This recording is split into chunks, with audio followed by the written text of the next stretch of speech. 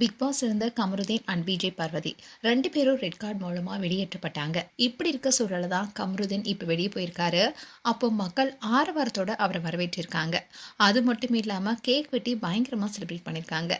இந்த வீடியோ இப்போ சோஷியல் மீடியால வைரலாயிட்டு வருது. பிக் பாஸ் வீட்ல கமருதீனுடைய செயல்பாடுகள் எல்லாமே பெரும் விமர்சனங்களை சந்திச்சது. ஆரம்பத்துல பார்வதியுடன் நெருக்கமா பழகிட்டு வந்தாரு. இதனால சண்டைகள், கடுமையான வார்த்தைகள் அண்ட் விதிமீறல்கள்னு பல சர்ச்சையில சிக்கினாரு. குறிப்பா பார்வதிக்கு ஆர்வதா நடந்த சில செயல்கள்னால சாண்ட்ராவை கார்ல இருந்து தள்ளியது அண்ட் ஆபாச பேச்சுக்கள்னு அவருக்கு எதிராக திரும்பினுச்சு.